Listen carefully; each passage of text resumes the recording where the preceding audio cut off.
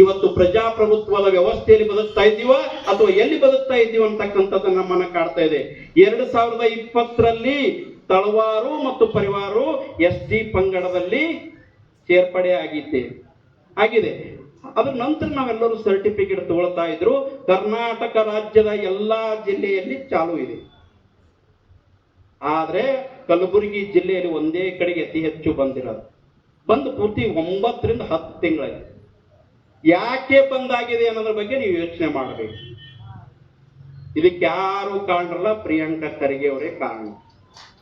ಅವತ್ತು ಟೋಕ್ರೆ ಕೋಲಿಯನ್ನ ಕಿತ್ಕೊಂಡಿದ್ದು ಇದೆ ಪ್ರಿಯಾಂಕಾ ಖರ್ಗೆ ಅವರ ತಂದೆ. ನಾನು MP ಎಲೆಕ್ಷನ್ ದಲ್ಲಿ ಹೇಳಿದೆ, ನಾನು ವಿಡಿಯೋನ ನೀವು ರಿಪೀಟ್ ಮಾಡಿ ನೋಡ್ರಿ, ನಿಮ್ಗೆ ಕಳಿಸ್ತೀನಿ. ನಾನು SM ಕೃಷ್ಣ ಅವರ ಸರ್ಕಾರದಲ್ಲಿ ಮಲ್ಲಿಕಾರ್ಜುನ್ ಖರ್ಗೆ ಅವರು ಹೋಮ್ ಮಿನಿಸ್ಟರ್ ಆಗಿದ್ರು. ಬಿಜಾಪುರ ಜಿಲ್ಲೆ, ಕಲಬುರಗಿ ಜಿಲ್ಲೆಯಲ್ಲಿ ಸುಮಾರು 50,000ಕ್ಕಿಂತಲೂ ಹೆಚ್ಚಿಗೆ ಟೋಕ್ರೆ ಕೋಳಿ ಸರ್ಟಿಫಿಕೇಟ್ ಇದೇ ನಮ್ಮ ಸಮಾಜದವರು ತಗೊಂಡಿದ್ರು. ಅವತ್ತೊಂದು ಆದೇಶ ಹೊರಡಿಸ್ತಾರೆ CRSL ಇಂದ, ಯಾರ್ಯಾರು ತಗೊಂಡಿರೋ ಅರ್ಜೆಂಟ್ ನೀವು ವಾಪಸ್ ಕೊಡ್ರಿ, ಇಲ್ಲಕಂದ್ರೆ ನಿಮ್ಗೆ ಕೇಸ್ ಹಾಕ್ತಿವಿ, ಪಟ್ಟದ ನಿಮಗೆ ನಾವು ಸುಮ್ಮ ಫ್ರೀಯಾಗಿ ಬಿಡಿಸ್ತೀವಿ, ಕೇಸ್ ಹಾಕಲ್ಲ ಅಂತೇಳಿ ಅಂತ ಸರ್ಕ್ಯುಲರ್ ಅನ್ನ ಕಳಿಸಿ ಈ ಸಮಾಜದ ಎಲ್ಲ ಸರ್ಟಿಫಿಕೇಟ್ ಅನ್ನ ಮುಟ್ಟುಗೋಲು ಹಾಕೊಳ್ಳುವಂತ ಕೆಲಸ ಮಾಡಿದ್ರು. ಈ ಸತ್ಯ ಹೇಳಲೇಬೇಕು. ಯಾರಿಗೆ ನಾವು ಯಾರಿಗೆ ನೋವು ಮಾಡ್ಬೇಕನ್ನೋಂಥ ಉದ್ದೇಶ ನನಗಿಲ್ಲ, ಹೇಳ್ಬೇಕಲ್ಲ. ಆದ್ರೆ ಅದೇ ಕೆಲಸ ಇವತ್ತು ಅವ್ರ ಮಗ ತಳವಾರು ನಿಲ್ಲಿಸಬೇಕು ಅಂತ ಹೇಳಿ ಹೊರಟಿದ್ದಾರೆ. ಆದ್ರೆ ಒಂದು ಬೆಳವಣಿಗೆ ಇನ್ನೊಂದು ಪೂರಕ ಏನಾಗಿದೆ ಅಂದ್ರೆ, ಬೆಳಗಾವಿಯಲ್ಲಿ ಮೊನ್ನೆ CM ಸಿದ್ದರಾಮಯ್ಯ ಅವರ ನೇತೃತ್ವದಲ್ಲಿ ಪ್ರಿಯಾಂಕಾ ಖರ್ಗೆ ಅವರೇ ಆಯೋಜನೆ ಮಾಡಿ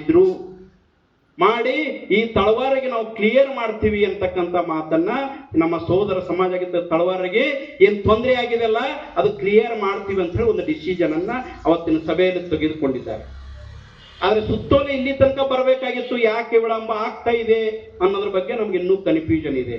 ಅದಕ್ಕಾಗಿ ನಾವು ಕರಪತ್ರದಲ್ಲಿ ಮೊದಲು ಹಾಕಿದ್ವಿ ತಳವಾರ ನಮ್ಮ ಸೋದರ ಸಮಾಜ ಅಂತೇಳಿ. ಅಲ್ಲಿ ಡಿಸಿಷನ್ ಆಗಿದ ಕಾಲಾಗೆ ಆ ಪಾಂಪ್ಲೆಟ್ ಅಲ್ಲಿ ತಳವಾರ ವಿಷಯವನ್ನ ತೆಗೆದು ಬಿಟ್ಟಿದ್ದೇವೆ. ಇದ್ರ ಬಗ್ಗೆ ಮುಂದೇನು ಆಗ್ಬೇಕು ಅನ್ನೋದ್ರ ಬಗ್ಗೆ ಹೇಳ್ತೇನೆ. ಕರ್ನಾಟಕ ರಾಜ್ಯದ ಎಲ್ಲಾ ಕಡೆ ಚಾಲು ಇದೆ, ಆದ್ರೆ ಬರೀ ಕಲಬುರಗಿಯಲ್ಲಿ ಯಾಕೆ ಬಂದವ? ಕಲಬುರಗಿಗೆ ಅಟ್ಟೆ ಈ ದೇಶದ ಈ ರಾಜ್ಯದ ಸರ್ಕ್ಯುಲರ್ ಕಲಬುರಗಿಗೆ ಅಟ್ಟೆ ಅಪ್ಲೈ ಆಗ್ತದ. ಕಲಬುರಗಿಗೆ ಒಂದು ಸಪ್ರೇಟ್ ಮಾಡಕ್ ಬರ್ತದ, ಯಾದಗಿರಿಗೆ ಒಂದು ಸಪ್ರೇಟ್ ಮಾಡಕ್ ಬರ್ತದ, ಬಿಜಾಪುರಕ್ಕೆ ಒಂದು ಸಪ್ರೇಟ್ ಮಾಡಕ್ ಬರ್ತದ, ಮೈಸೂರಿಗೆ ಒಂದು ಸಪ್ರೇಟ್ ಮಾಡಕ್ ಬರ್ತದ. ಈ ಸರ್ಕಾರ ಆದೇಶ ಹೊರಡಿಸಬೇಕಾಗಿರೋದು ಜಿಲ್ಲಾವಾರು ಅಲ್ಲ, ಈ ಕರ್ನಾಟಕ ರಾಜ್ಯಕ್ಕೆ ಒಂದೇ ಸರ್ಕ್ಯುಲರು. ಅಲ್ಲಿ ಸರ್ಟಿಫಿಕೇಟ್ ತಗೊಳಕತ್ತಾರ, ಅಲ್ಲಿ ಏನೂ ತೊಂದರೆ ಇಲ್ಲ. ಕಲಬುರಗಿಗೆ ಯಾಕೆ ತೊಂದರೆ ಆಗ್ತದ? ಸರ್ಕ್ಯುಲರ್ ಅನ್ನು ಅಫ್ಜಲ್ಪುರ್ ಕಲಬುರಗಿ ಜಿಲ್ಲೆಯವ್ರಿಗೆ ಕೊಡ್ಬೇಕಂತ ಹೊರಸ್ಲಿಕ್ಕೆ ಬರ್ತದ? ಸಾಧ್ಯ ಇಲ್ಲ. ಇದರ ಹಿಂದೆ ಏನೋ ದೊಡ್ಡ ಕುತಂತ್ರ ಇದೆ, ಪ್ರತಿತಂತ್ರ ಇದೆ. ಕಾದು ನೋಡೋಣ. ಪ್ರಿಯಾಂಕಾ ಖರ್ಗೆ ಸಾಹೇಬರಿಗೆ ಈ ವೇದಿಕೆ ಮುಖಾಂತರ ನಮ್ಮ ಸಹೋದರ ಸಮಾಜ ಆಗಿರತಕ್ಕಂತ ತಳವಾರರಿಗೆ ಸರ್ಟಿಫಿಕೇಟ್ ಅನ್ನ ಇಶ್ಯೂ ಮಾಡಿದ್ರೆ ನಿಮಗೆ ಸನ್ಮಾನ ಮಾಡ್ತೀವಿ, ಇಲ್ಲಾದ್ರೆ ಬಹಳ ಗಂಭೀರವಾದ ಹೋರಾಟವನ್ನ, ಇಲ್ಲಾದ್ರೆ ತಳವಾರ ಸಮಾಧಿ ಮೇಲೆ ನೀವು ರಾಜಕಾರಣ ಮಾಡಬೇಕಾಗ್ತದೆ. ಎಷ್ಟೋ ಜನ ಸರ್ಟಿಫಿಕೇಟ್ ಅನ್ನು ತಕ್ಕೊಂಡು ಅವ್ರ ಮಕ್ಕಳು ಅಡ್ಮಿಷನ್ ಮಾಡಿದ್ದಾರೆ, ಮಕ್ಕಳು ಮೆಡಿಕಲ್ ಸೀಟ್ ತಗೊಂಡಿದ್ದಾರೆ, ಸವಲತ್ತುಗಳನ್ನು ತಗೊಂಡಿದ್ದಾರೆ.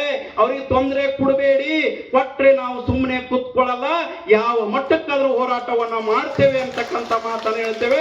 ನಮ್ಮ ತಳವಾರ ಸಮಾಜದ ಪರವಾಗಿ ನೀವಿದ್ರೆ ನಿಮಗೆ ನಾವು ಗೌರವಿಸ್ತೇವೆ ಅಂತಕ್ಕಂಥ ಮಾತನ್ನ ಹೇಳಿ ನನ್ನ ಮಾತಿಗೆ ವಿರಾಮ ಹೇಳ್ತೇನೆ. 29ನೇ ತಾರೀಕಿನ ಹೋರಾಟ ಬಹಳ ಯಶಸ್ವಿಯಾಗಿ ನಡೀಲಿಕ್ಕೆ ನೀವೆಲ್ಲರೂ ಕಂಕಣ ಬದ್ಧರಾಗಿ ಒಂದು ದಿನ ಸಮಯ ಕೊಟ್ಟು, ಬರೇ ನೀವು ಒಬ್ಬರೇ ಬರೋದಲ್ಲ, ಸೋಷಿಯಲ್ ಮೀಡಿಯಾದಲ್ಲಿ ಪ್ರತಿಯೊಬ್ಬರು ಮಾತಾಡ್ರಿ, ಎಲ್ಲರಿಗೂ ಮೆಸೇಜ್ ಹಾಕ್ರಿ, ಎಲ್ಲರಿಗೂ ಹೇಳ್ರಿ, ನೀವು ಬರ್ರಿ, ಯಶಸ್ವಿ ಮಾಡೋಣ. ನ್ಯಾಯ ಪಡೆಯುವವರೆಗೂ ಕೂಡ ನಾವು ಇದನ್ನ ಮುಂದುವರಿಸೋಣ. ತಾಲೂಕು ಅಧ್ಯಕ್ಷರು ಒಂದು 4 ಮಾತು ಮಾತಾಡಿ ಸಭೆ ಮುಗಿತದ. ಎಲ್ಲರಿಗೂ ಊಟದ ವ್ಯವಸ್ಥೆ ಇದೆ. ದಯವಿಟ್ಟು ಒಂದು 10 ನಿಮಿಷದಾಗ ತಾವೆಲ್ಲರೂ ಕೂಡ ಊಟವನ್ನು ಮಾಡಿಕೊಂಡು ಶಾಂತ ರೀತಿಯಿಂದ ಇವತ್ತು ಬಂದು ಇಟ್ಟು ಸಭೆಯನ್ನು ಬಹಳ ಯಶಸ್ವಿ ರೂಪದಲ್ಲಿ ಮಾಡಿ ಸಕ್ಸಸ್ ಮಾಡಿದ್ದಕ್ಕಾಗಿ ತಮ್ಮೆಲ್ಲರಿಗೂ ಮತ್ತೊಮ್ಮೆ ಹೃದಯಪೂರ್ವಕವಾದ ಧನ್ಯವಾದಗಳನ್ನು ಹೇಳಿ ನನ್ನ ಮಾತನ್ನು ಮುಗಿಸ್ತೇನೆ. ಎಲ್ಲರಿಗೂ ಶರಣಾರ್ಥಿಗಳು.